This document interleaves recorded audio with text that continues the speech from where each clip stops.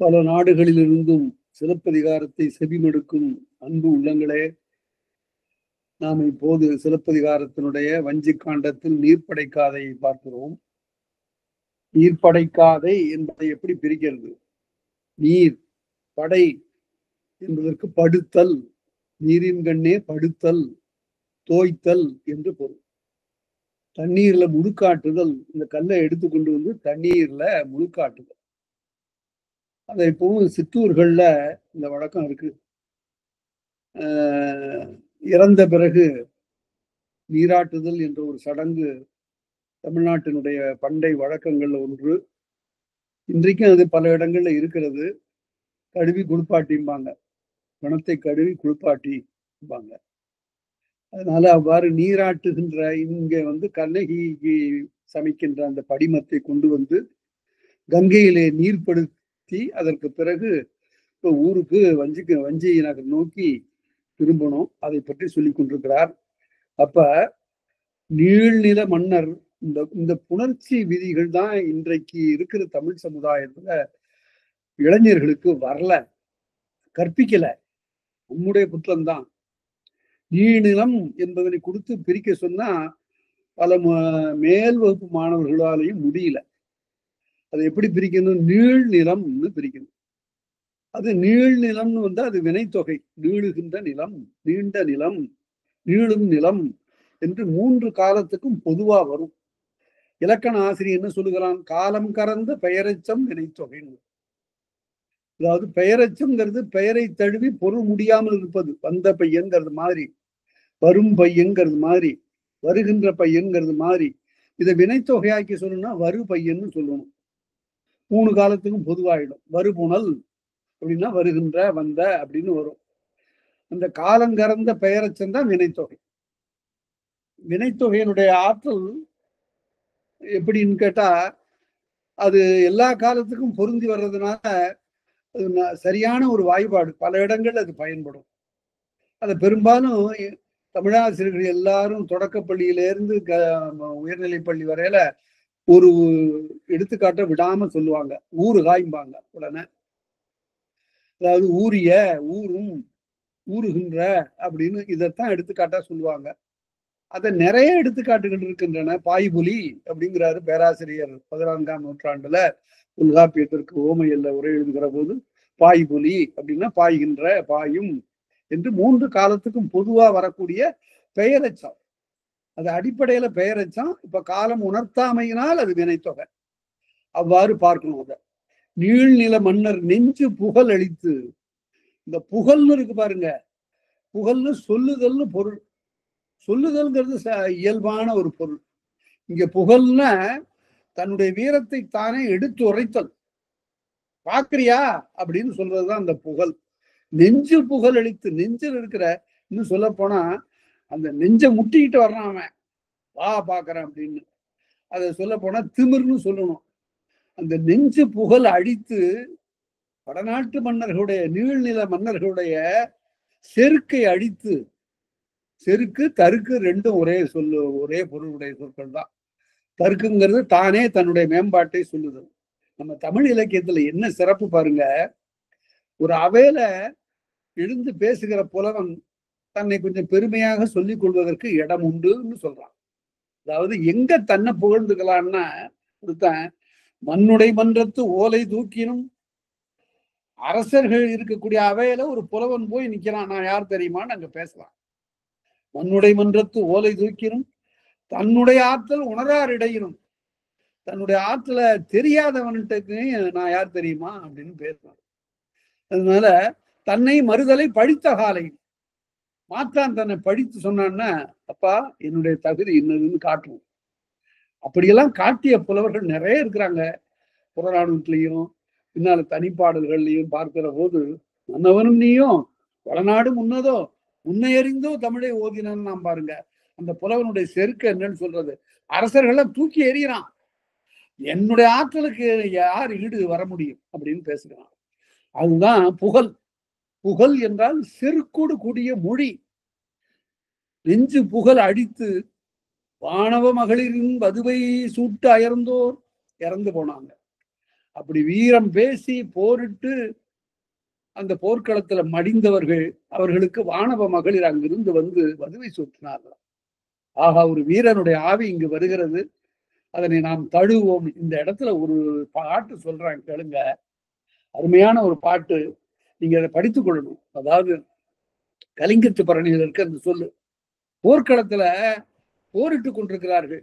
களத்துக்கு இப்பால அந்த வீரருடைய மகளிர் எல்லாம், மனைவியர் எல்லாம் அங்கு காத்திருக்கிறாங்க. போரின் முடிவு என்ன ஆகுமோ என்று பார்த்து கொண்டிருக்கிறாங்க. அப்ப ஒரு வீரனுடைய மார்புல வேல் பாய்ந்து அப்படியே அவன் ஆடி கீழே விழ போறான். அப்பதான் அந்த கற்பனை எப்படி வேலை செய்து பாருங்க. தரைமகள் தன் கொடுநன் உடலம் தாங்காது தாங்கி அவன் விழுந்தான்னா இந்த நெஞ்சு போய் அந்த தரையில பட போகுது. அப்படி பட போகும்போது அது அந்த பெண்ணுக்கு பிடிக்கல, மனைவிக்கு.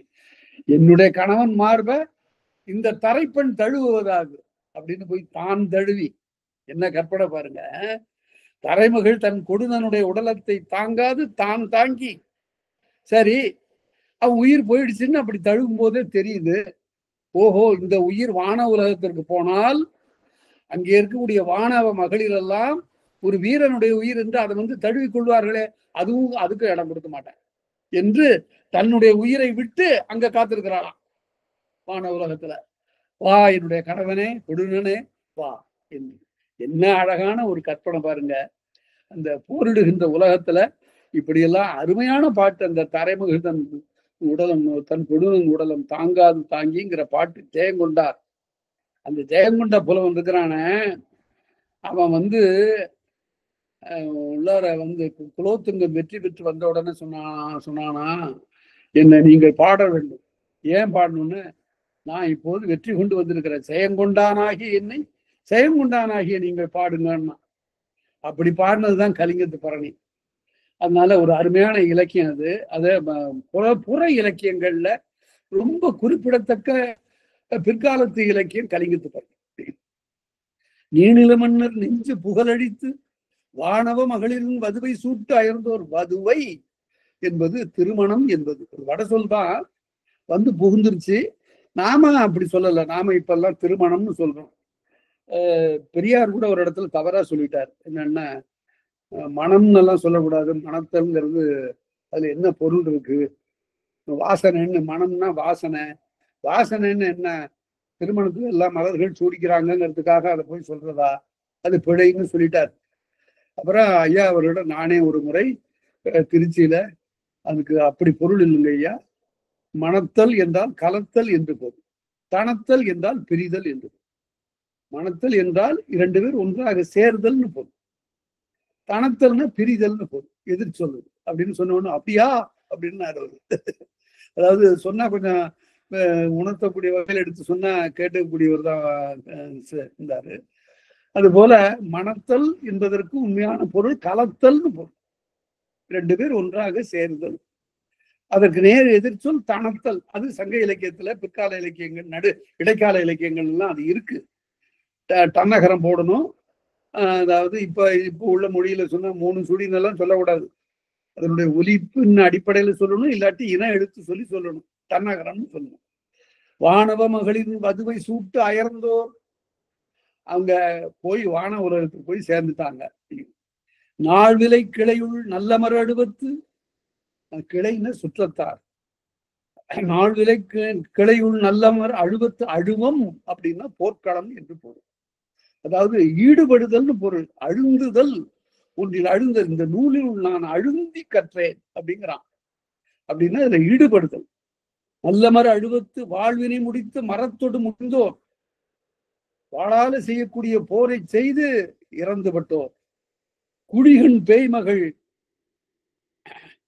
குறவையும் தொடுத்து, அப்ப குடிந்த கண்ணையுடைய பேய்கள்லாம் அங்கிருந்து வந்து போனோம், நல்லா நிறைய நமக்கு இறை கிடைக்குதுங்க என்று சொல்லி போர்க்களத்துக்கு வந்து வழிமருங்கேத்த வாளோடு மடிந்தோர், வாளோடு மடிந்தார்கள். அதாவது நம்ம புறப்பொருள் உண்பாமாலையில ஒரு பாட்டு, அத பல பேர் தமிழுக்கு மாறானவர்கள்லாம் கேலியாவும் கிண்டலாவும் பேசுவாங்க. உங்கள்கிட்டே கூட எதிர்காலத்துல அப்படியெல்லாம் வந்து சொல்லுவாங்க. அதாவது கல்லும் புல்லும் தோன்றும் முன்பாக தோன்றிய இனம் தமிழர் இனம்னு எல்லாம் பேசுவாங்க. அதற்கெல்லாம் இடம் கொடுப்பது பொறுப்பொருள் உண்பாமாலையில கல் தோன்றி மண் தோன்றா காலத்து வாழோடு முன் தோன்றி மூத்த குடின்னு இருக்கு. இதுக்கு பொருளே வேற. அத தெரியாம கல்லும் மண்ணும் தோன்றுவதற்கு முன்னால பிறந்தவர்கள்னு சொன்னா அது கற்பனையாகவும் பொருந்தாதாகவும் போயிடும். என்ன பொருள் என்றால் கல்லும் மண்ணும் தோன்றா காலத்துன்னு என்ன பொருள்? கல்லுன்னு சொல்றது சங்க இலக்கியத்துல படித்தவர்களுக்கு அந்த ஐயா வராது. கல் என்றால் இது இமய கல். கல் என்பதற்கு மலை என்று ஒரு பொருள் உண்டு. இமயம் நீருக்குள்ளிருந்து கடலுக்குள்ளிருந்து மேலே நிவந்து மேலே வருவதற்கு முன்னால் அந்த காலத்துல அதனை சார்ந்த நிலம் தோன்றுவதற்கு முன்னால அவன் எழுதுகிறான், வின்சென்ட் ஸ்மித் எழுதுகிறான், வடநாட்டு பகுதி என்பது கடல்ல உள்ளார அமுங்கி கிடந்த ஒரு பகுதி. தென்னாட்டுல இப்ப இருக்கக்கூடிய இந்த பகுதியும் பின்னாலே இந்து மாக்கடல் பகுதியெல்லாம் நிலமாக இருந்த பகுதி. இதெல்லாம் மேலே இருந்தது. அது மேலே இடமும் இந்த பகுதி கீழே போயிட்டுங்கிறான். அதனால கல்லும் மண்ணும் தோன்றா காலம்னா இமயக்கல்லும் அதன் சார்ந்த நிலமும் தோன்றாத காலம்னு பொருள் சொல்லணும். சரியாக பொருள் சொல்லணும்னா பிழையா போயிடும். அதே அப்புறம் நம்ம மாற்றார்கள் நம்மை பார்த்து சொல்லி இப்படியெல்லாம் இருக்கையா இதெல்லாம் பகுத்தறிவுத்தான்னு கேட்பாங்க. நாள்விலை கிளையும் நல்லமர் அடுத்து வாழ்வினை முடித்து மரத்தோடு முடிந்தோர். அதாவது இறக்கும் போது கூட அவன் தன்னுடைய மர உணர்விலிருந்து பிழைக்கவில்லை. குடிகண் பேய்மகள் குறவையின் தொடுத்து வழிமருங்கேத்த வாழோடு மடிந்தோர். அப்படி உலையா வெஞ்சமும் ஊர்ந்தமர் உழக்கிறான். போர்க்களத்துக்கு உள்ளார புகுந்து, அதுக்கு பேரு எருமை மரம்பா. எருமை வெகுண்டதுன்னா யாரையும் பொருட்படுத்தாம உள்ளார புகுந்து உழக்கும். அது மாதிரி உலையா வெஞ்சமும் ஊர்ந்தமர் உழைக்கி தலையும் தோளும் விலை பெற கிடந்தோர். தலை வேற உடம்பு வேற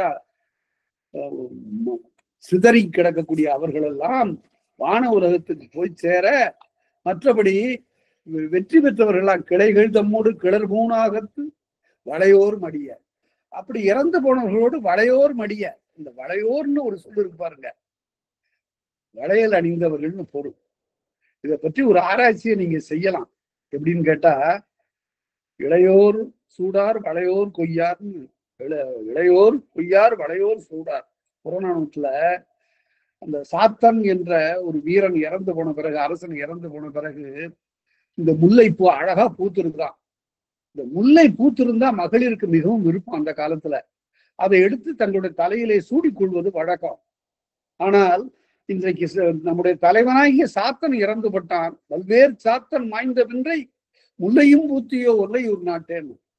அதாவது சாத்தன் இறந்து போயிட்டான், இப்ப போய் பூத்திருக்கிய முல்லை நாங்க இன்னைக்கு தொடமாட்டோம் அப்படின்னு சொல்றாங்களா? அப்ப இளையோர் சூடார், இளையோர் கொய்யார், வளையோர் சூடார். இளைஞர்கள் அதனை பறிக்க மாட்டார்கள், வளையணிந்த மகளிர் அதனை சூட மாட்டார்கள். வளை அணிந்தல் என்பது வளையோர்னு வருது.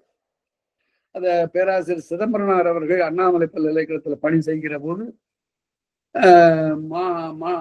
ஆடவரும் பெண்டிருமாக குழுமியிருக்கூடிய கூட்டத்தை விழிக்கிற போது இளையோரே வளையோரே ஒன்னார். அதனால அவ்வாறெல்லாம் அந்த பழைய சொற்களவற்றுக்கெல்லாம் ஒரு மறுபடியும் ஒரு ரெடீம் பண்றது, அதாவது மீட்டுருவாக்கம் செய்தல் என்பது ஒன்று உண்டு. இப்போது நாம் எழுதுகிற போதெல்லாம் அந்த பழைய சங்க சொற்களை பொருத்தமான இடங்கள்ல கொண்டு வந்து சேர்த்து எழுதுதல் என்பது ஒரு நல்ல புலமைக்கு அடையாளம்.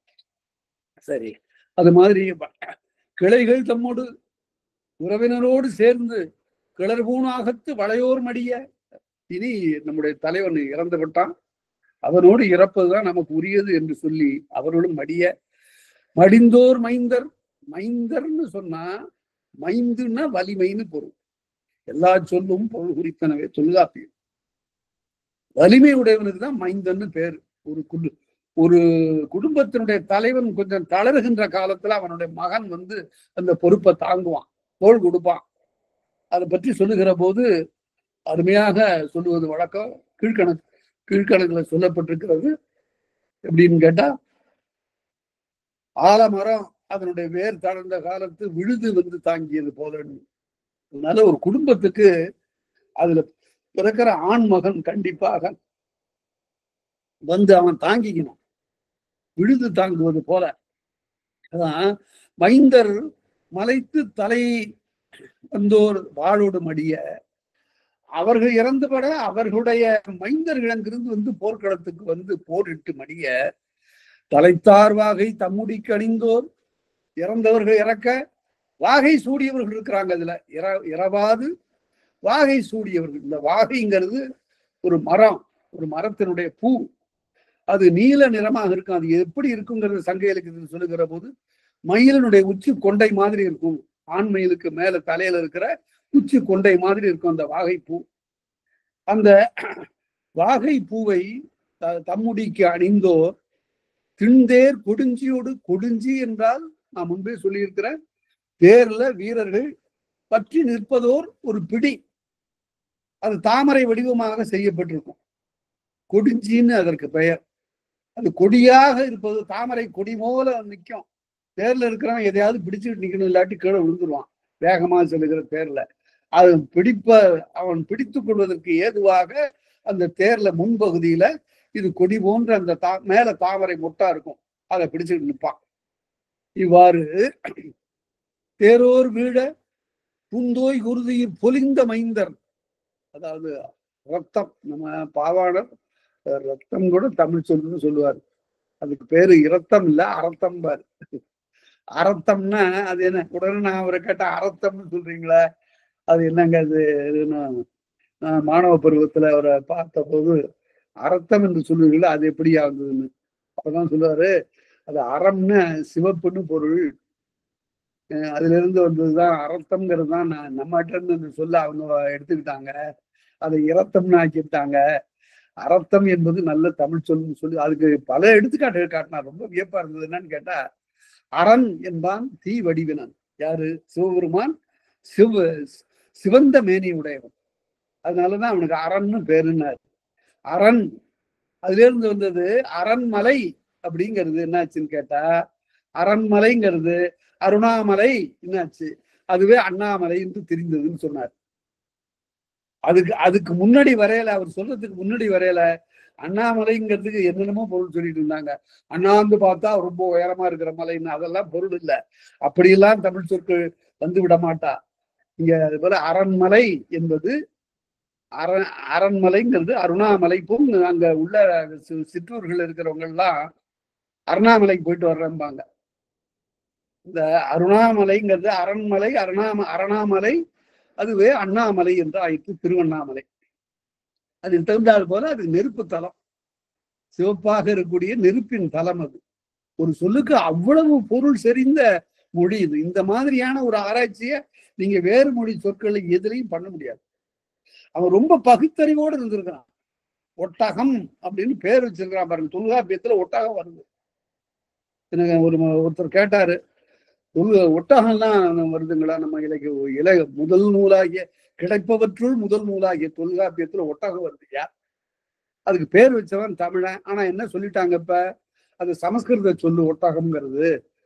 அதுக்கு அவன் என்ன பொருள் சொல்றான்னா, உஷ்ணமான பகுதியில் இருந்து வந்தது, அரேபியாவிலிருந்து வந்தது, அது உஷ்ட்ரக தான் அதனுடைய பேரு. நாங்க உஷ்ட்ரகன்னு சொல்றத இவங்க ஒட்டக அப்படின்னு மாத்திக்கிட்டாங்கன்னு சொல்றாங்க. அப்படி இல்லை, அதற்கு முதல்ல பேர் வச்சது நாம தான், தமிழர்கள் தான். எப்படி பேர் வச்சாங்க? அது 7 நாளைக்கு ஒரு தடவை தண்ணி குடிச்சதுன்னா போதும், அதுக்கு உள்ளார அது சேமித்து வைத்துக் கொள்ளக்கூடிய ஒட்டி வருகின்ற அகத்தை உடையது. அப்படியே மடிப்பா இருக்கு அதனுடைய குடல் பகுதி. அதனால அதுக்கு ஒட்டகம்னு பேர் வச்சா. இந்த ஒட்டகத்தை அவங்களுடைய வேர்னு சொல்ல முடியாது. அது உஷ்ண பகுதியிலிருந்து வந்தது. அதனால நம்முடைய சொற்களுக்கெல்லாம் மிக ஆழமான ஒரு பொருள் இருக்கிறது. அதையெல்லாம் கொஞ்சம் ஆராய்ந்து பார்க்கணும். குமாரிங்கிறதுல இருந்து வந்ததுட்டாங்க. குமாரியிலிருந்து குமரி வரல. கும் என்றால் திரட்சி என்று பொருள். உறுப்பு நலன் திரண்டவன் குமரன். குமரி என்றாலும் உறுப்பு நலன் திரண்டவள், பூப்பெய்தியவள் என்று பொருள். திரண்டவள்னு அந்த வழக்கு இன்னும் சிற்றூர்கள்ல இருக்கிறது. பெண் திரண்டு விட்டா அப்படின்னா பருவ நலம் எய்தி விட்டாள் என்று பொருள். அதுதான் குமரி என்பது. அது தெரியாம குமரிய குமாரின்னு மாத்திட்டு அது வட சொல்லு காட்டி அதுக்கு ஒரு தமிழ் சொல்ல உண்டாக்கி செல்வின்னு பின்னால எழுத தொடங்கினார். குமரியா கன்னியாகுமரிங்கிறாங்கல்ல, கன்னி குமரி 2 சொற்களும் தமிழ் சொற்கள். அதை கன்னியாகுமரின்னு ஆக்கிட்டாங்க. இவ்வாறு நிறைய சொற்கள் இப்படியெல்லாம் நம்மிடம் இருந்த சொற்கள் போயின. இருக்கின்ற சொற்களுடைய அடையாளம் தெரியாம எல்லாராலும் வழங்கப்படாமல் இருக்கின்றன. சரி, அது பிறகு விரிவா பார்க்கலாம். மலை தலைவந்தோர் வாழொடுமடிய தலைத்தார் வகை தம்முடிக்கு அணிந்தோர் திண்டேர் கொடுஞ்சியோடு தேரோர் வீழ புந்தோய் குருதியில் பொலிந்த மைந்தர் புண்பட்டு இருக்கக்கூடிய வீர மைந்தர்கள் மாற்றரும் சிறப்பின் மணிமுடி கருந்தலை கூற்றுக்கண்ணோட அறிந்தகயம் கொண்டோம். அந்த வெற்றி கொண்டவர்கள் என்ன செய்கிறார்கள்? அந்த தலைய மாற்றானுடைய தலையை கொண்டு வர்றாங்க. நிறம் சிதை கவசமோடு நிரப்பும் கூர்ந்து ரத்தம் ஒழுகிற புண்ணு, அதோடு மிகுதியாக புறம்பெற வந்த போர்வாள் மறவர், பகைவர் புறம் காட்ட வந்த மறவர்கள் பொருள் சொல்லணும். ஏதாவது சிலப்பதிகாரத்துக்கு உரையெல்லாம் இருக்கு. ஐயா நாட்டார் இருக்கிறாங்க, அதுக்கு முன்னாடி 2 பெரும் உரையாசிரியர் அரும்பத உரைகாரர் எழுதியிருக்காங்க, அடியார்கந்தார் எழுதியிருக்காங்க. இன்னும் மிகுதியாக நம்முடைய நிலையில இருந்து பார்க்க வேண்டியது இருக்கு. யாரும் எழுதலாம். இப்ப பாடம் கற்கிறவர்கள்லாம் கூட சிலப்பதிகாரத்துக்கு எதிர்காலத்துல உணர்ந்து ஒவ்வொரு சொல்லுக்கும் உரை எழுதணும். அப்படி எழுதப்படலை, இதுவரையில எழுத முடியல அவங்களால. என்னன்னு கேட்டா, அந்த காலத்துல ஓலையில எழுதணும். எவ்வளவு எழுதுறது? இப்ப நான் இருக்கிற வசதிகள் வாய்ப்புகள்லாம் இல்லை. அதனால ஒவ்வொரு சொல்லுக்கும் பார்த்து பார்த்து எழுதுனா ஒரு நிறைவாக இருக்கும். கூற்றுக்கண்ணோட, அதாவது எங்க ஆசிரியர் சொல்லுவாரு, திருக்குறள் 1.25 அடியில இருக்கிறதுங்கிறதுனால அது எளிமையாக யாரும் மதித்து விடக்கூடாது. அது உடனே படிச்சு ஒரு நாள்ல படிச்சு எல்லாத்துக்கும் பொருள் சொல்லிவிடக்கூடிய நூல் என்று அதனை கருதி விடக்கூடாது. அப்படி கருதியதுனால்தான் எல்லாரும் திருக்குறளுக்கு உரை எழுத தொடங்கிட்டாங்க. ஏதாவது முடியலன்னா, ஒண்ணும் முடியலன்னா நான் திருக்குறளுக்கு உரை எழுத போறேன்னு சொல்றாங்க. ஆனா அது எவ்வளவு பெரிய செயல் அது. அது பல பேர் அது சறுக்கி விட்டு விடும். அதனுடைய ஆழம் தெரியாம காலை விட்டு விடுகிறார்கள். திருக்குறளுக்கு உரை எழுதுவது என்பது எளிய செயல் இல்லை. அது உண்மைதான். ஒரே ஒரு சொல்லுங்க, சொல்ல கொடுங்க அவங்க கிட்ட, ஒரு திருக்குறளை கொடுங்க, இதுக்கு என்னங்க பொருள்னு சொல்லுங்க, நான் இயல்பா உங்களுக்கு சொல்றேன். இனிய உளவாக இன்னாத கூறல் கடி இருப்ப காய் கவர்ந்தற்று. இந்த குறளுக்கு எல்லாருக்கும் தெரியுமா? இந்த குறளுக்கு எல்லாருக்கும் தெரியுமா? அப்படியா இருந்தா அதுல ஒரு வினான்னு கேளுங்க நீங்க. இனிய உளவாக இனிய சொற்கள் இருக்க, இன்னாத கூறல் பொறுக்க முடியாத ஆகாத தீய சொற்களை சொல்லுதல் என்பது கனி இருப்ப காய் கவர்ந்தற்று. கனி இருக்கின்ற போது காயை கவர்வது விரும்பி உண்ணுதல் போல, விரும்பி கொள்ளுதல் போல அப்படின்னு இதுதான் உரைன்னு சொல்றாங்க. இது அல்ல, இதுவே உரை அல்ல, இது ஒரு பகுதி தான். அதுல ஏன் ஒரு வினா நீங்க கேளுங்க. அப்ப கனிதான் உயர்ந்தது காய் தாழ்ந்தது என்றால் சிலது காயாகத்தான் பயன்படும், கனியாக பயன்படாது. மாங்காய் வேண்டாம் என்று சொல்லக்கூடியவர்கள் இருக்கிறார்களோ அது இன்னாத காய்னு சொல்லிட முடியுமா? அது இன்னாதுன்னு சொல்ல முடியுமா? காயின் சுவை காயிலே புளிப்பதுன்னா கண்ணபெருமானேன்னா. அதனால அது காயும் வேண்டும் கனியும் வேண்டும். அந்த சொல் தொடர்ல ரொம்ப ஒரு ஆழமான பொருள் ஒண்ணு மறைஞ்சிருக்கு. அதை முதல்ல அறிஞ்சு உரை எழுதியவன் பரிமேலழகன் தான். அவர் என்ன சொன்னாரு? ஐயா, இந்த குறளுக்கு உரை காணுகிற போது இப்படி சொல்லுங்கள், இனிய சொற்கள் இருக்க இன்னாத சொற்களை கூறுதல் என்பது இனிய கனிகள் இருக்க இன்னாத கனிகளை உண்பது போலவும், இனிய காய்கள் இருக்க இன்னாத காய்களை விரும்புதல் போலவும் சொல்லுங்க. காஞ்சரங்காய் இருக்கு, யார் அதை எடுத்து சாப்பிடுவாங்க? அது இன்னாத காய். இனிய காய்ங்கிறது மாங்காய், இனிய காய். அதனால பலா பிஞ்சாகவும் பயன்படும். அதனால அந்த இனிய அவன் எழுதலாம் பாருங்க உரை, இனிய இன்னாத என்னும் அடைகளை சொல்லோடும் புணர்கண், காய் கனி என்பவற்றோடும் புணர்கண் எழுதணும். அதுபோல அதுலயும் இன்னொரு பொருள் சொன்னாங்க. இன்னொரு உரையாசிரியர், கனி இருக்க காய் கவர்ந்துட்டுன்னு, மாமரம் பழுத்து நல்ல பழமா தொங்குது, ஒரு காய் கூட இல்லை. இந்த காலத்துல அங்கிருந்து வந்த ஐயா ஒரு காய் கிடைக்குமான்னு பாக்குறது எப்படி பொருந்தாதோ அதுபோல வாழ்த்துக்குரிய சொற்கள் ஏராளமாக இருக்கின்ற ஒரு மொழியில போய் தேடி பிடிச்சி ஒரு வசை சொல்ல கொண்டு வந்து திட்டுறானு. சில பேர் சொல்லுவாங்க, உன்னை என்ன சொல்லி திட்டுறதுன்னு தெரியலடாம்மா. என்ன மொழியில வசை சொற்கள் குறைவு, அதை கையாளுகின்ற மனப்பாங்கு எல்லாருக்கும் வந்து விடாது. சான்றோரத்தகை வசை சொற்களை சொல்ல மாட்டார். புறநானூற்றுல பாருங்க, ஒரு அரசன் இன்னாதது செய்கிற போது நீ நல்லா இருப்பா அப்படிங்கிறான். நல்லா இருந்தா எப்படி? நோயிலனாக நீ நோயிலனாக நீ உனக்கு நோய் ஒண்ணும் வராம நீ நல்லா இருக்கு அப்படின்னு சொல்றான். அதுதான் சான்றாண்மை மனம். இப்பெல்லாம் எவ்வளவு வசை சொற்கள் வந்து விட்டார. பின்னால பாடுகிற காலமேகம் பாடுறான், கோட்டாளே நாய குரங்கே உனை ஒருத்தி போட்டாலே வேலை ஏற்று போகிறான். அப்படியெல்லாம் சொல்லக்கூடிய மரபு சங்க மரபு இல்லை.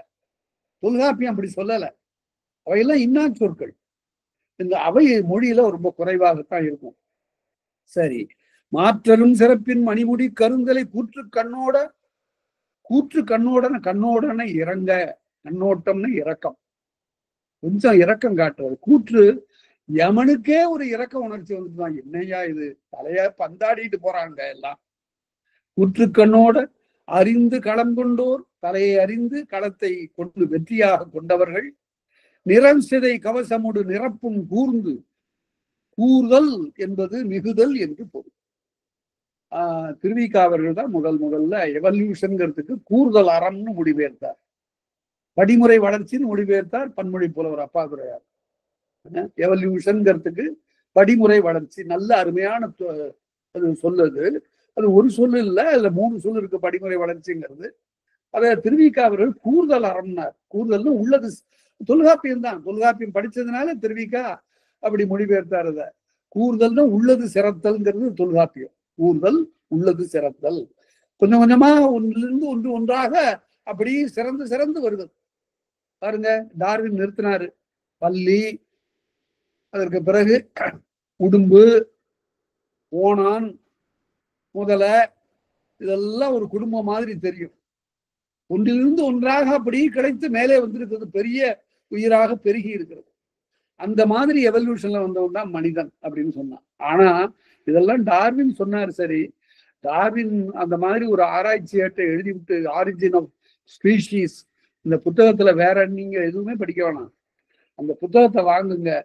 அதுல முதல் பக்கத்துல ஒரே ஒரு பக்கம் தான் இந்த நூல் என்ன சொல்லுகிறதுன்னு அதுல சொல்லியிருக்காரு. அதை படிச்சீங்கன்னாவே அதனுடைய சாரம் தெரிஞ்சிடும்.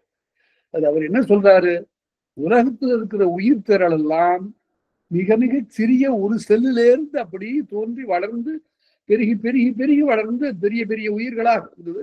அப்படி வந்தவன் தான் மனிதன் அப்படின்னாரு.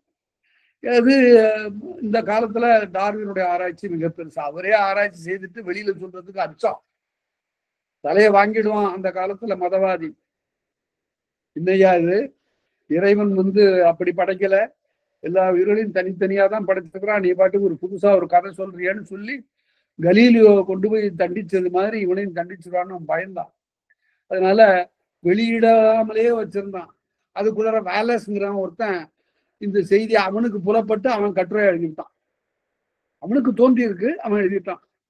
ஐயா இது நான் எழுதுனதப்பா, முன்னாடியே நான் எழுதி வச்சிருக்கிறேன் அப்படின்னு சொல்லி அப்புறம் 2 பேருடைய முயற்சியால அந்த நூல் வெளியிட பெற்று அதற்கு பிறகு டார்வினுடைய விரிந்த ஒரு கொள்கை விளக்கமாக அமைந்திருந்ததுனால டார்வினுடைய தியரி என்று ஒத்துக்கொண்டார்கள். சரி, இதை எதுக்காக சொல்றேன்னு கேட்டா, இதுக்கெல்லாம் பாட்டனா இருந்த தொல்காப்பியன் 6 அறிவுங்கிறத மரபியல்ல சொல்றான். ஒன்றறிவதுவே உற்றறிவதுவே.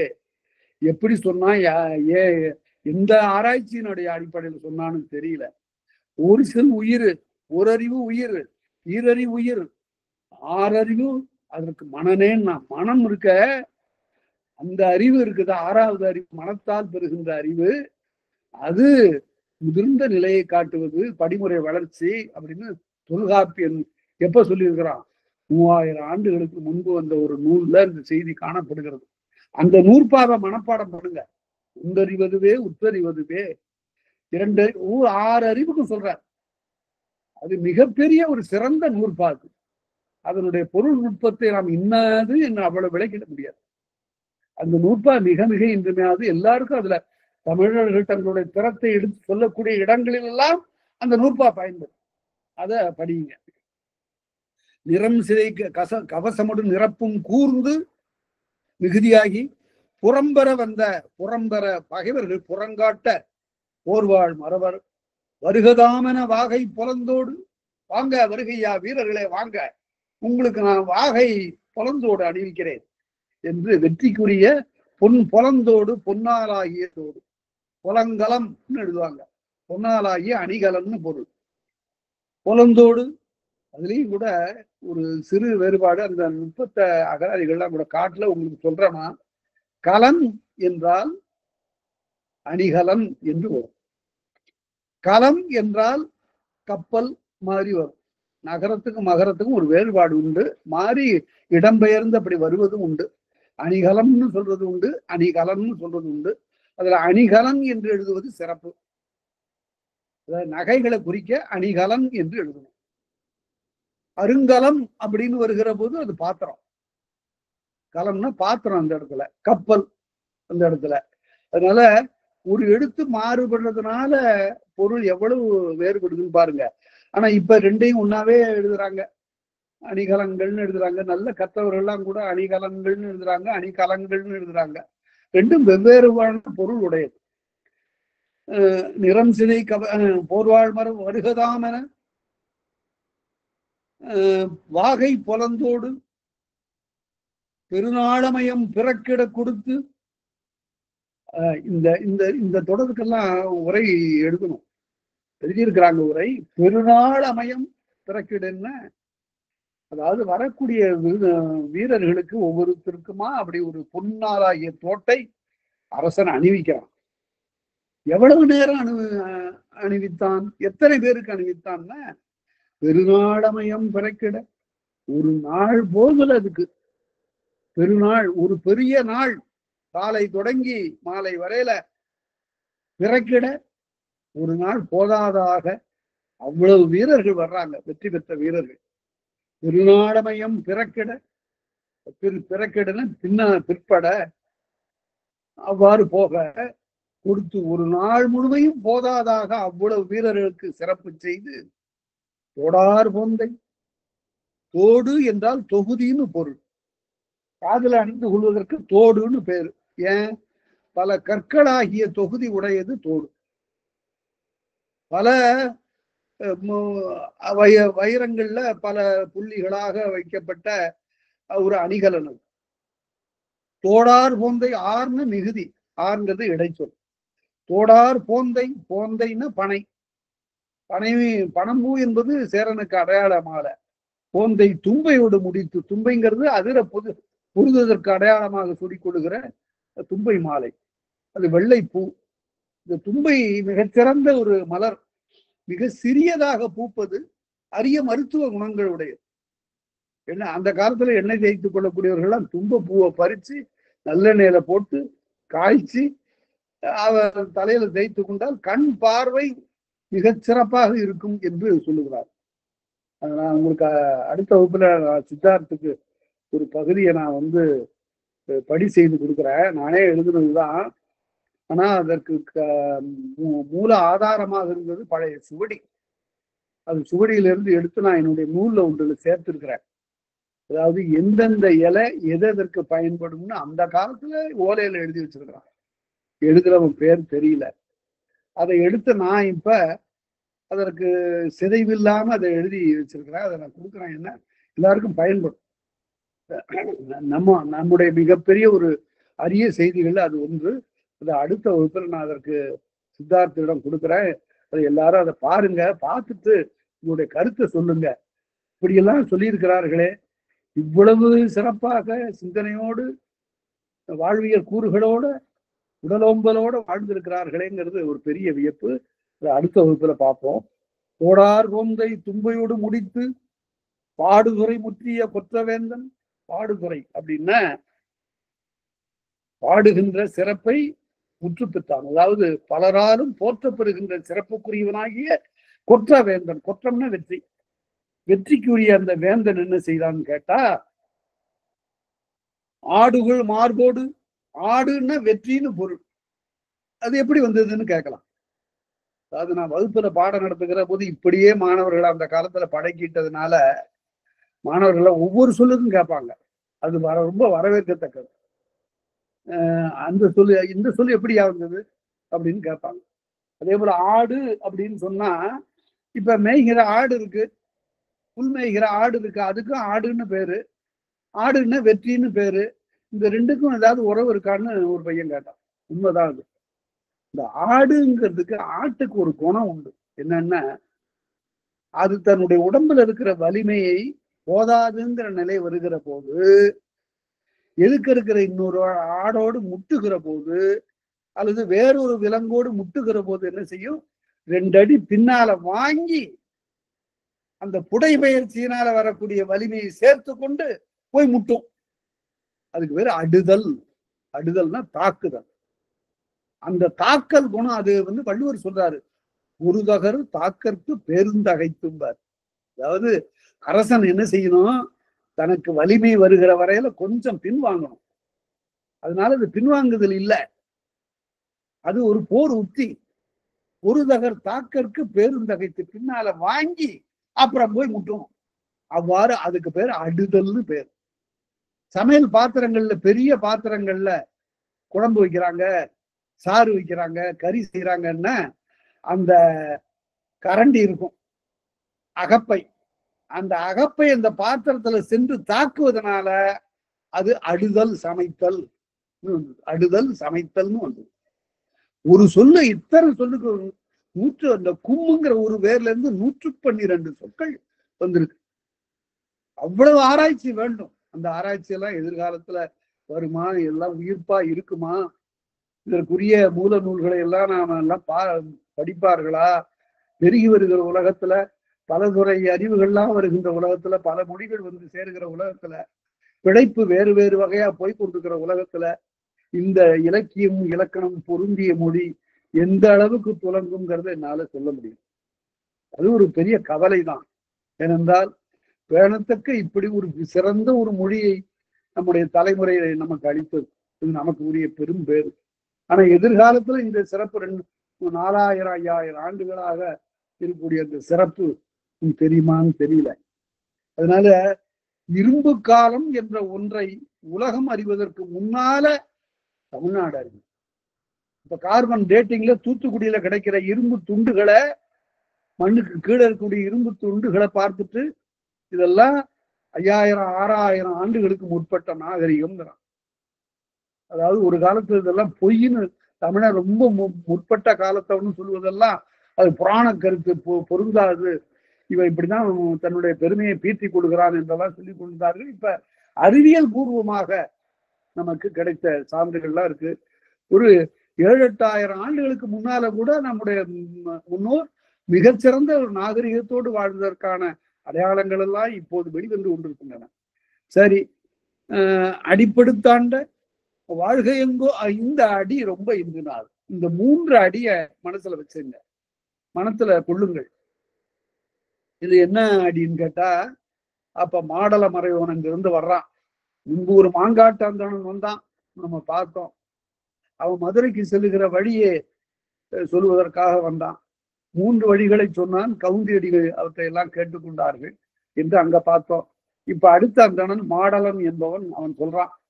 மாடல மறைவன் இது அப்படியே சிலப்பதிகாரத்தை ரொம்ப சுருக்கமா சொல்ல போற ஒரு பகுதி இது. அங்கிருந்து வந்து வாழ்க எங்கோ அரசனே, எங்களுடைய அரசனே வாழ்க. என்னாச்சு? மாதவி மடந்தை காணற்பாணி கனக விசேர்தம் முடித்தலை நெறித்தது. நெறித்தது இடையணும். அதாவது பூம்புகார்ல கடற்கரையில மாதவி காணல் வரி பாட்டு பாடினான்.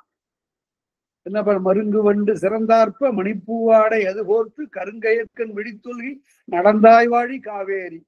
கருங்கையற்கண் விழித்தொல்கி நடந்தவெல்லாம் என் கணவன் திருந்து செங்கோல் வளையாமை என்று அறிந்தேன் வாழி காவேரி.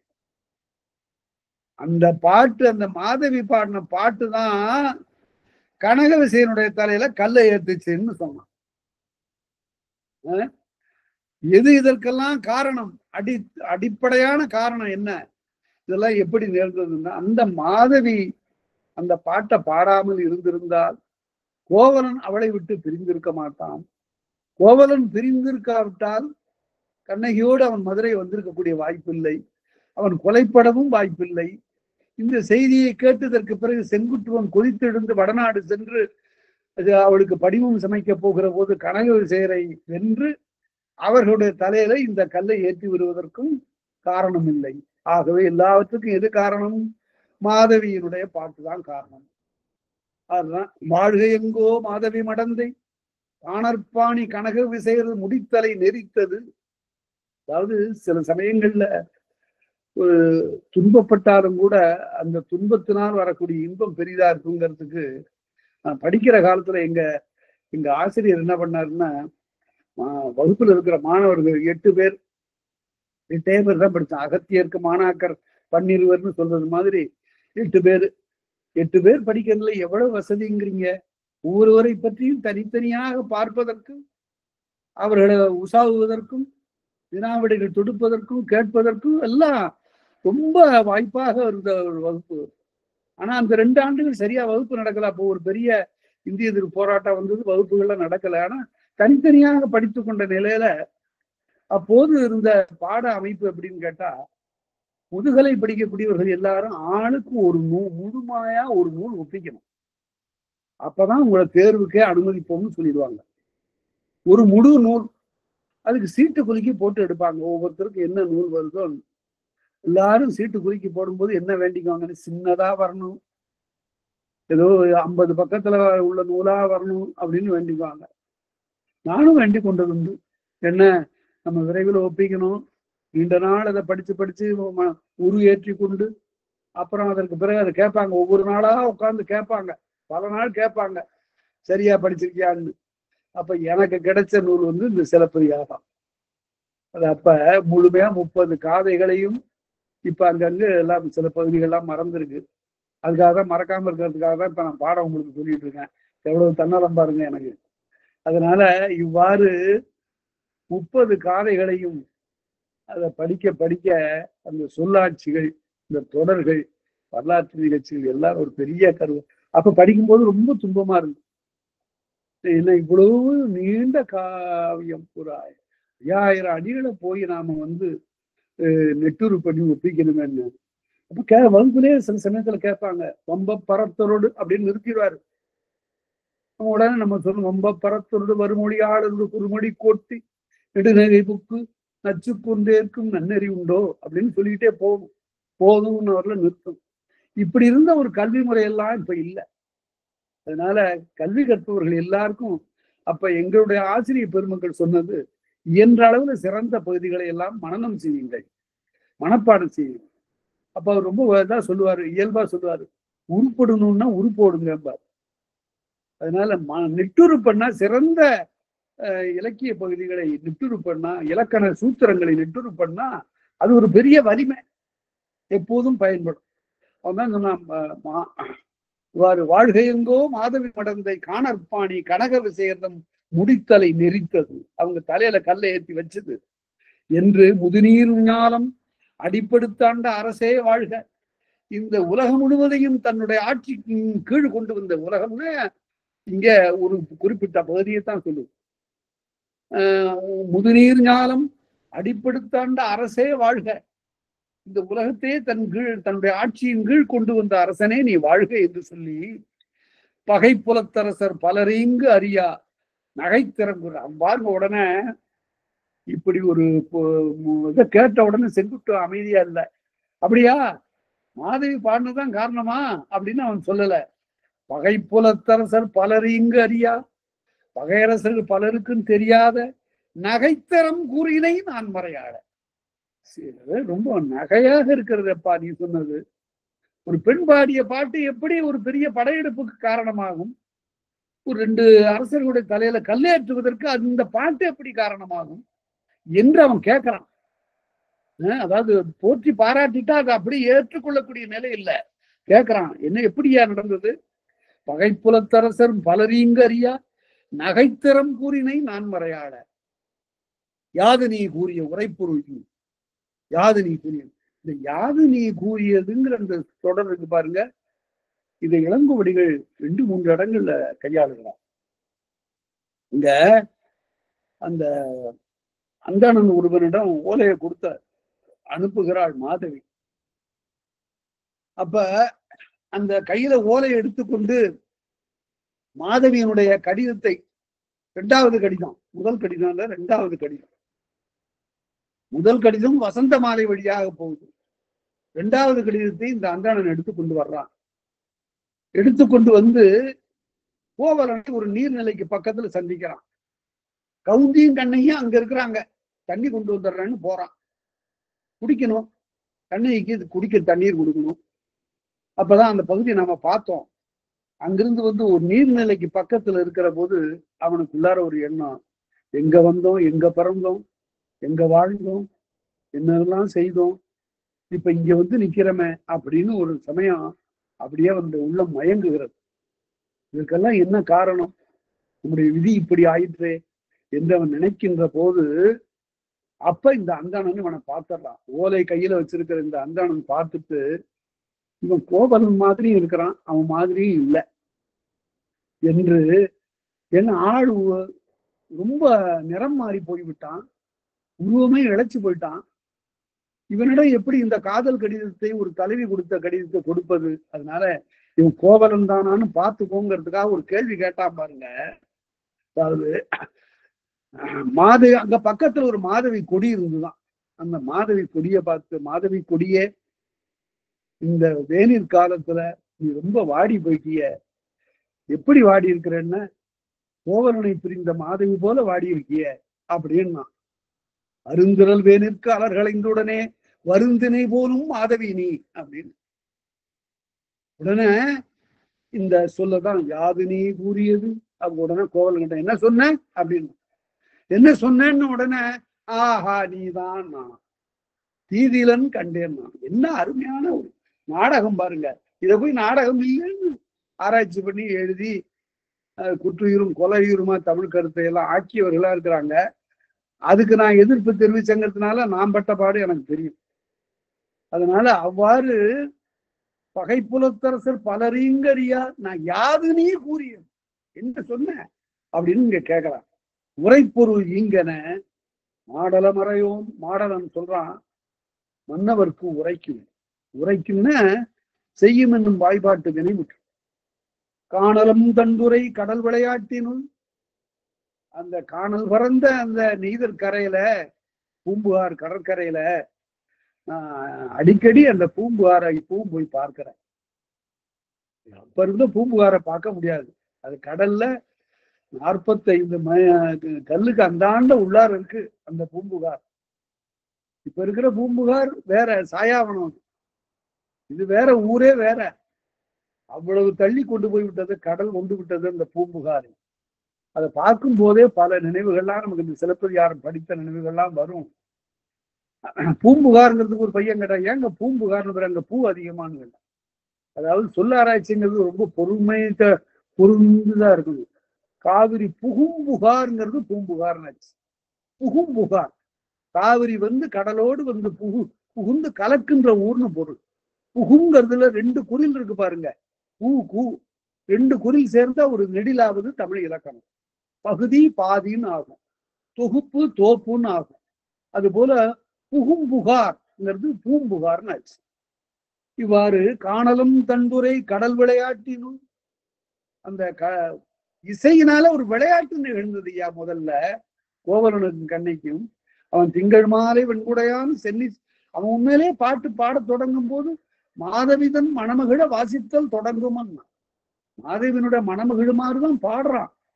ஆனா அந்த பாட்டு போக்குல அப்படியே போய் ஒருவருக்கு ஒருவர் தவறாக புரிந்து கொண்ட நிலையில இப்படி ஆகிவிட்டது. காணலம் தண்டுரை கடல் விளையாட்டினுள் மாதவி மடந்தை வரினவில் பாணியோடு. வரிப்பாட்டு, இசைப்பாட்டு, காணல் வரி. அந்த இசைப்பாட்டை அதற்குரிய தாளத்தோடு பாட ஊடற்காலத்து ஊழ்வினை உருத்தழ. ஊழ்வினை உருத்து வந்து ஊட்டுங்கிறதுக்கு இடையிலும் போடணும், உருத்துங்கிறதுக்கு ஓர் உருவம் பெற்றுன்னு போடும். ஊழ்வினை வருகிற போது யாரு வடிவத்துல வரும்னு சொல்ல முடியாது. மாதவி மடந்தை வரினவில் பாணியோடு ஊடற்காலத்து 2 பேருக்கும் ஊடல் தோன்றியது. ஊழ்வினை உருத்தழ, ஊடாது பிரிந்து ஒருவருக்கு ஒருவர் சேராது அத அங்க சொல்லுவாரு, எடுமென எழாது. அப்ப அவன் எப்பொழுதும் அவன் மாதிரி புறப்படுவான் வா அப்படின்னு சொல்லுவான். இன்னைக்கு அப்படி சொல்லல. அவன் எழுமென எழாத அவன் உடனே புறப்பட்டு போயிட்டான். அவ என்ன சொல்லிட்டா, இது இவருக்கு இது வழக்கம்தான், மாலை வாராராயினும் காலை காண்போம்பா. இன்னும் மாலையில போயிருக்கிறார் கோவிச்சுக்கிட்டு, காலம்புரை வந்துருவார், இதுதான் அவன் வழக்கம் அப்படின்னு அவ இருந்தா. அந்த ஊடலோடு இருந்த காலத்து ஊழ்வினை உருத்தழ கூடாது விரிந்து குலக்கொடி தன்னுடன், நல்ல குலத்திலே பிறந்த கண்ணையோடு அன்றைக்கு இரவே புறப்படுறான். மாடமூதூர் மதுரை புக்கு, மாடங்கள்லாம் நிரம்பிய, மாடம்னு அடுக்கு, பெரிய பல அடுக்குகளை உடைய மாளிகைகள்.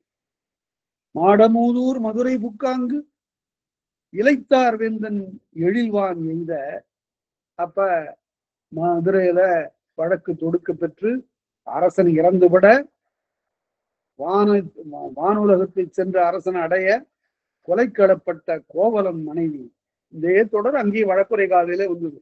கண்ணையே சொல்ற, கொலைக்களப்பட்ட சூழ்கடல் மன்னா நின்னகர் புகுந்து கொலைக்களப்பட்ட கோவலன் மனைவின்னு அங்க பார்த்தோம். கொலைக்களப்பட்ட கோவலன் மனைவி குடவர்கோவே.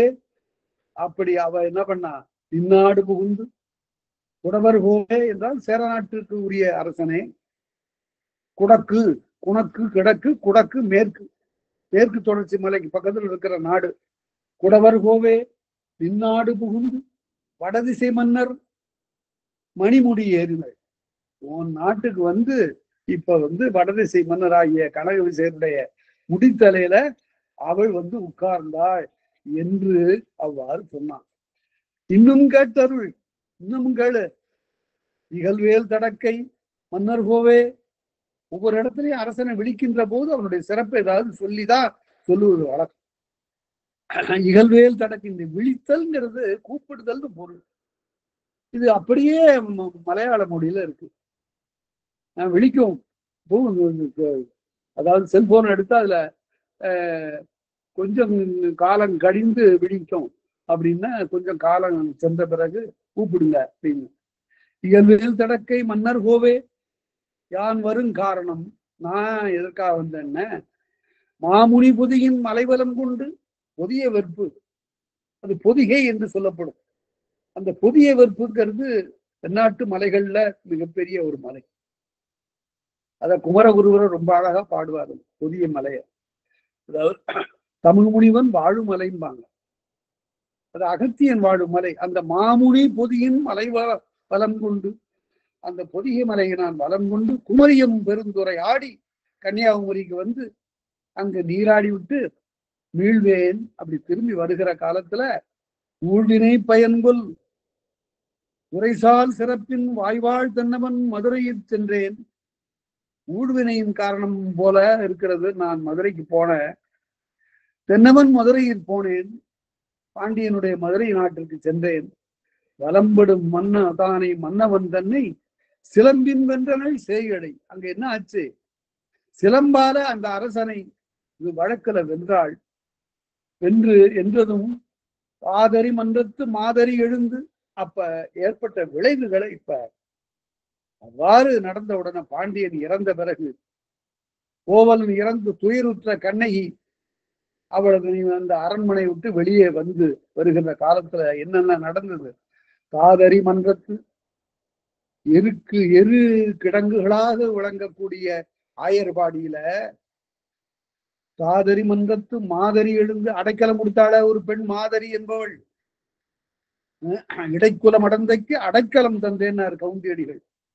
அந்த இடைக்குல மடந்தையாகிய மாதரி என்ன செய்தா, கோவலன் தீதிலன், கோவலன் ஒரு தப்பும் பண்ணல, கோமகன் பிழைத்தான், அரசன் தப்பு செய்துதான், அடைக்கலம் இழந்தேன், என்னிடத்து அடைக்கலமாக இந்த பொருளை நான் இழந்துட்டேன். என்கிட்ட அடைக்கலமாக கொடுக்கப்பட்ட பொருளுக்கு பாதகம் வந்தது அப்படின்னு அவ அழுகுறா. ஐயோ இப்படி கோவலன் இறந்து விட்டானே என்று சொல்லி, அடைக்கலம் இழந்தேன், இடைக்குல குடையும் கோலும் பிழைத்தவோ. அதாவது இந்த இடைக்குலத்து மக்களுடைய ஆட்சி, அவர்களுடைய செயல்கள் எல்லாம் பிழைப்பட்டனவோ என்று இடையூறு யாமத்து எரியாகம் புக்க, நெருப்ப வளர்த்து அதுல குதிச்சுட்டான் மாதரி. நான் அடைக்கலம் பெற்றிருந்த பொருள் இவ்வாறு ஆகிவிட்டது, அதற்கு நான் தான் காரணம். இது என்னுடைய நிலை போல இருக்கிறது, என்னுடைய ஊழ்வினை. அவர்களுக்கு நான் சரியான செய்ய முடியலன்னு சொல்லி நெருப்புல விழுந்து உயிர் விட்டா. ஒண்ணு முதல்ல மாதரியினுடைய நிலையை சொல்லியாச்சு. மாடல மறைவன் சொல்றான், ஒவ்வொன்னா சொல்றான். தவந்தரு சிறப்பில் கவுந்தி சீற்றம், கவுந்திக்கு அடங்காத சினம் வந்து விட்டது. பாண்டியன் இப்படி செய்தான் உடனே. ஆனா அந்த சினம் உடனே தணிந்தது. எதனாலன்னு கேட்டா, அந்த பாண்டியன், அந்த தவறு செய்த பாண்டியன் உயிரை விட்டுட்டான் உடனே. விட்டானா சரி, என்ன பண்றது, அவனை இப்ப தண்டிக்கிறதுக்கு வேற வழி இல்லை. கவுந்தி சீற்றம் நிவந்தோங்கு செங்கோல் நீடில வேந்தன் போகுயிர்தாங்க பொறைசாலாட்டி. இந்த பொறைசாலாட்டின்னு இருக்கு பாருங்க, இந்த சொல்லலாம் நல்ல சொல். ஆட்டின்னா ஆள்பவள்னு பொருள். நான் முன்பே சொல்லியிருக்கேன், பெண்டாட்டின்னா பெண் தன்மையினை ஆள்பவள்னு தான் பொருள். மனைவிங்கிறது பிற்காலத்து பொருள். அந்த காலத்துல எல்லா பெண்களையும் பெண்டாட்டின்னு சொல்வது உண்டு. தொல்காப்பிய உரையில சேனாவரையர் எழுதுறாரு, அங்கே நிற்பது ஆடுகோல் பெண்டாட்டி கொள்வார். அதனால அவ்வாறு நிவந்தோங்கு சென்ற நீடில வேந்தன் போகுயிர் தாங்க பொறைசாலாட்டி. அவ என்ன செய்தா, கவுந்தி அம்மா, இந்த அம்மா போகுயிர் தாங்க பொறைசாலாட்டி. பொறைன்னு பொறுமை, பொறுமையை மிகுந்து கையாளக்கூடியவள், பொறுமையே தன்னுடைய அணிகலனாக கொண்டவள். என்னோடு இவர் வினை ஊத்துவதோன்னா, என்னால வந்தது போச்சு, இந்த உயிர் போச்சு, என்னுடைய ஊழ்வினையினால இவருடைய உயிர் போச்சு போல இருக்கு என்று சொல்லி உண்ணா நோன்போடு உயிர்வதி பெயர்த்தது. உண்ணா நோன்பு இருந்து உயிரை விட்டாங்க அந்த அம்மா கவுந்தி. உண்ணா நோன்போடு உயிர்வதி பெயர்த்ததும் ரெண்டாச்சு. மாதரி போனா, கவுந்தி அம்மா இறந்தாங்க. பொற்றேர் சுழியின் மதுரை மாநகருக்கு உற்றதும் எல்லாம். மதுரை நகருக்கு என்னென்னலாம் நடந்தது, எரி ஊட்ட பெற்றது. அங்கு சார்ந்தோரை தவிர எல்லாரையும் இந்த நெருப்பு கொள்கை, ஈவினையாளர்கள் எல்லாம் கொள்கை என்று சொல்லி கண்ணகி சொன்ன பிறகு மதுரை பற்றி எரிந்தது என்று என்பதை பெயர்ந்தேன். அப்புறம் அதெல்லாம் பார்த்துட்டு நான் ஊருக்கு வந்தேன். என் துயர் போற்றி செம்பியன் மூதூர் சிறந்தோர்க்கு உரைக்க. இதெல்லாம் சோழ நாட்டுல அங்கிருந்து நான் திரும்பி வருகின்ற போது இவ்வாறு நான் குமரி ஆடி போந்தேன்னு அடைக்கல காதையிலே சொல்லப்பட்டது. அவ்வாறு அதற்கு பிறகு நான் சோழ நாட்டுக்கு வருகிற போது மைந்தர் குற்றதும் மடந்தை குற்றதும் செங்கோல் வேந்தற்கு உற்றதும் கேட்டு, கோவலனுக்கு நேர்ந்தது, கண்ணகிக்கு நேர்ந்தது, பாண்டியனுக்கு நேர்ந்தது எல்லாவற்றையும் கேட்டு கோவலன் தாதை கொடுந்துயர் எய்தி. அப்ப மாசாத்து வாணிகன் மகனையாகி ஏசா சிறப்பின் இசை விளங்கு பெருங்குடின்னு சொன்னால பழக்குறை காதையில, அந்த மாசாத்துவான் வாணிகன் என்ன செய்கிறான், மாசாத்துவான் கோவலன் தாதை கொடுந்துயர் எய்தி மாபெரும் தானை வான்பொருள் ஈத்தாங்கு. அதாவது தனக்கு ஏராளமான சொத்தெல்லாம் இருக்கு, அவ்வளவு உடைமைகள்லாம் இருக்கிற போது கோவலன் அங்கேயே இருந்திருக்கலாம். ஆனால் நான் பொருளை எல்லாம் இழந்ததற்கு நான் தான் காரணம், அதை நானே ஈட்டவன். அதனால வா மதுரைக்கு போடு, இந்த ஊர்ல இருக்க வேண்டாம் என்று சொல்லிவிட்டு புறப்படுகிறான். அதனால அவன் என்ன செய்தான், தந்தை மகனே போயிட்டான், இனிமே என்ன பண்றது, மாபெரும் அவன் தன்னுடைய பொருள்களை எல்லாம் வான்பொருள் ஈத்தாங்கு, தன்னுடைய பொருள்களை எல்லாம் எல்லாருக்கும் வாரி இறைக்கிறான். இதே நிகழ்ச்சி பட்டினத்தார் வாழ்க்கையிலேயே நடந்தது. இந்திர விகாரம் ஏழுடன் புக்காங்கு. ஏழாக அமைந்த இந்திர விகாரை, இந்திரன் சமைத்த கோயில். அந்த கோயிலுக்கு அந்தரசாரிகள் 650 பேர்கள் சாரணர்கள் அங்கே தங்கியிருக்கிறார். பிறந்த யாக்கை பிறப்பற முயன்று துறந்தோர் தம்முன். இந்த பிறவி, இந்த உடம்பு வேண்டாம் என்று சொல்லி நோன்பு இருக்கக்கூடிய சாரணர் 300 முன்னால துறவி எய்தவும். துறவின்னு இந்த இடத்துல துறவு அடையவும் மாசாத்துவான் துறவியானான். இவ்வாறு துறந்தோர்தமும் துறவி எய்தவும். துறந்தோன் மனைவி, மாசாத்தவனுடைய மனைவி, அவ என்ன செய்தார், மகன் துயர் போறாள். அவ தாய் அவளுக்கு தாங்கல. இறந்த துயரெய்தி இறங்கி மெய் விடவும் அவசியம் இறந்து போயிட்டா. அப்படியே நினைச்சு உருகுனா இறந்து போயிட்டா. இறந்த துயரெய்தி எல்லையற்ற, இறந்தன எல்லையற்ற, எல்லை நீங்கிய. காடு இறந்ததும் நன்றாம் என்றார் கம்பர். காடு நீங்கியதும் பொருள். இறந்த துயரெய்தி எல்லையற்ற துயரை அடைந்து இறங்கி அதான் தாயினுடைய மனம். உள்ள இறந்து விட்டான்னா தாய் அவ்வளவுதான் உயிரை விட்டுருவா.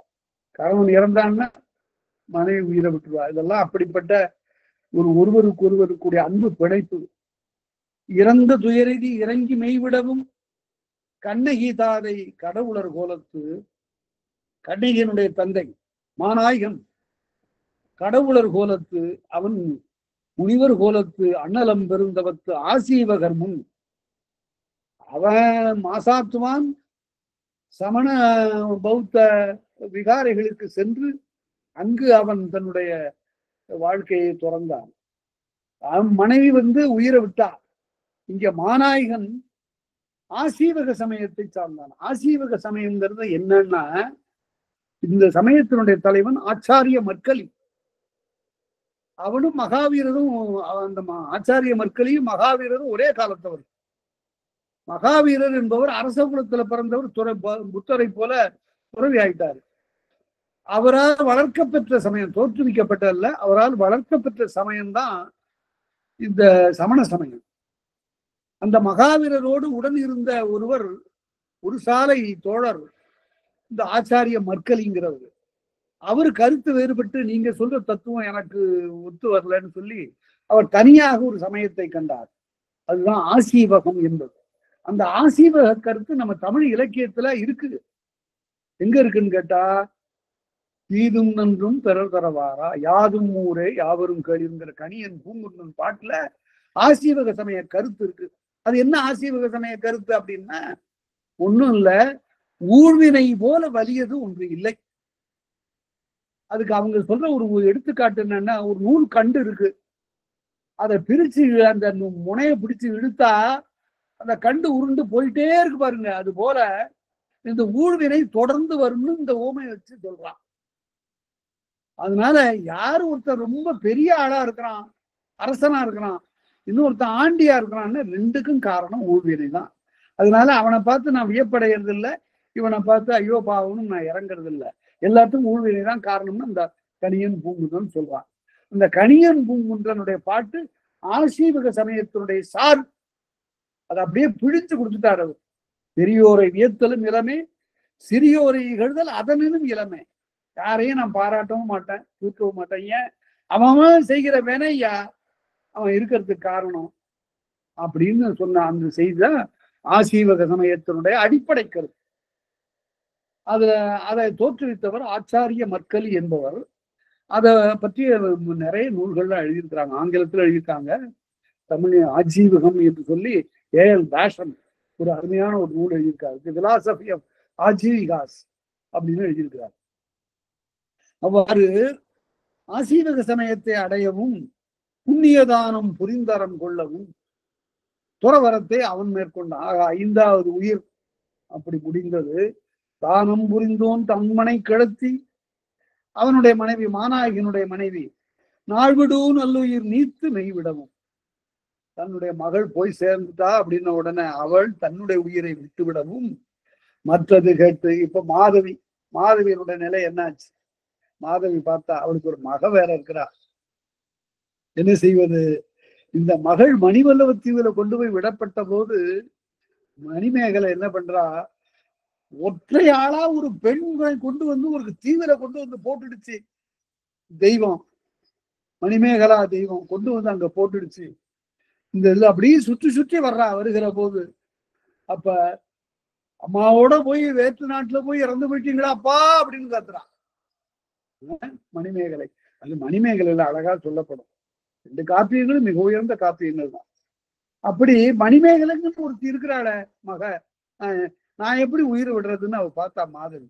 ஆனா அவளுக்கு கடமை இருக்கு. அதனால தன்னுடைய தாய் சித்ராபதியிட்ட போனா, இந்த மணிமேகலை இருக்கிறாள, இவள் இனி இல்லறப்படுவதற்கு உரியவள் இல்லை.